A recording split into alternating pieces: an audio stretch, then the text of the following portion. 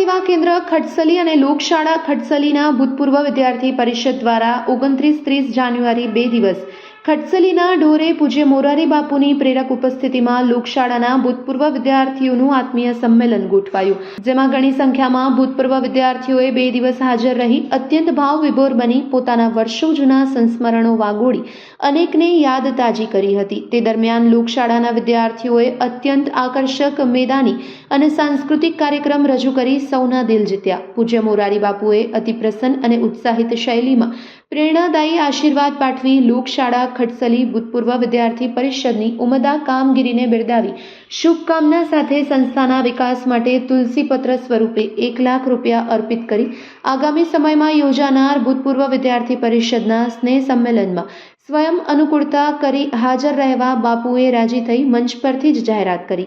2 દિવસના સ્નેહ મિલનના મુખ્ય કાર્યક્રમ દરમિયાન સંસ્થાના પ્રમુખ હિંમતભાઈ ગોડા, મંત્રી રાજેન્દ્રભાઈ ખીમાણી તથા ભૂતપૂર્વ વિદ્યાર્થી પરિષદના પ્રમુખ ડોક્ટર દીપકભાઈ શેઠ દ્વારા પ્રસંગોચિત ખૂબ જ ઉમદા ઉદ્બોધન થયા। સાંજે યોજાયેલ સાંસ્કૃતિક કાર્યક્રમમાં સૌ વિદ્યાર્થીઓએ પોતાની સોનેરી યાદ વાગોળવાની સાથે પૂર્વ આચાર્ય દોસ્તભાઈ બલોચ દ્વારા લખાયેલું અવિસ્મરણીય છબીઓ પુસ્તકનું વિમોચન કરવામાં આવ્યું હતું। તો આ સાથે જ યોજાયેલી તમામ નિયુક્તિઓને ઉપસ્થિત સર્વે હર્ષભેર તાળીઓથી વધાવી તેમજ ચોમેરથી સૌને અભિનંદન પાઠવવામાં આવ્યા હતા। આ સ્નેહ મિલન સર્વ રીતે શ્રેષ્ઠ અને સફળ બન્યું, જેમાં ગ્રામ સેવા કેન્દ્રના સર્વે પદાધિકારી, વિદ્યાર્થી પરિષદના સૌ હોદ્દેદારો તથા અગ્રણી કાર્યકર્તા, શાળાના સર્વે કર્મચારી, ગ્રામજનો, વિદ્યાર્થી અને વાલીઓએ ખૂબ સારી જહેમત ઉઠાવી હતી। Report by Sarfaraz Khokhar, Vijpadi, Amreli. એના ભવિષ્ય માટેનું જે આયોજન આપ કરી રહ્યા છો, હું એનો વિદ્યાર્થી નથી, પણ અહીંયા ભણવાનું મેં કહ્યું તેમ મનોરથ જરૂર જાગ્યો હતો, કારણ કે તલગાજરડાથી મને નજીક પડે એવું મનોરથ જરૂર હતું। તો રાજેન્દ્રભાઈએ કહ્યું કે અમે આ પ્રસંગે કંઈ લેવાના નથી કોઈની પાસે, પણ ભવિષ્ય માટે જે, તો એમાં હું એટલું જ કહીશ કે ભવિષ્યમાં તમે જે ફ્રેમ બનાવો સંસ્થા, એક ફ્યુચર કે આ સંસ્થાને કેમ આપણે કઈ રીતે એમાં વિજ્ઞાન અને અધ્યાત્મનો સંયોગ હોય, ધર્મ અને આજની પરિસ્થિતિ એનો સંયોગ। મને ઘણા પૂછે છે કે વિજ્ઞાન અને અધ્યાત્મ શું કામ કરે, હું એટલું જ વિનોબાજીએ બહુ અદભુત જવાબ આપેલો કે વિજ્ઞાન ગતિ આપે છે પણ ધર્મ દિશા આપે છે, કે કઈ દિશામાં તમે ગતિ કરો। ગતિ તો વિજ્ઞાને બહુ આપી, આપણે ક્યાં ક્યાં પહોંચી રહ્યા છીએ, પણ કઈ દિશામાં ગતિ કરવી જોઈએ એ આપણને ધર્મ અપાય।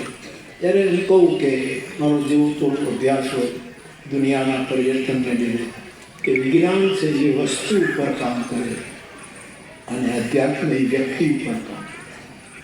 આટલી વ્યક્તિઓ તૈયાર થઈ અને ભૂતપૂર્વ કેમ કરો, આમની આંખોમાં મને ભવિષ્યની પ્રેમ દેખાય, એટલે સંસ્થા માટે એક ભવિષ્યની એવી પ્રેમ। તો પહેલું યજ્ઞ, શ્રમ યજ્ઞ, એ વડીલોએ અહીંયા શ્રમ કર્યો, આ એક યજ્ઞ। બીજો યજ્ઞ પ્રેમ યજ્ઞ। શ્રમ પ્રેમથી થવું જોઈએ। આપણે કંટાળીને શ્રમ કરીએ છીએ, મજબૂરીથી શ્રમ કરીએ છીએ, થાકેલા મને શ્રમ કરીએ છીએ।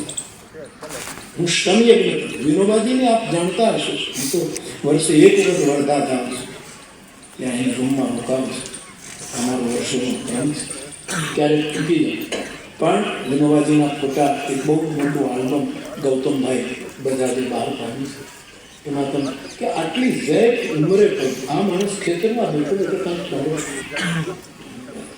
અને તે પણ પોતાના શરીરને ઇન્વોલ્વ કરી નહીં, પોતાના આત્માને અંદર ફરોવી।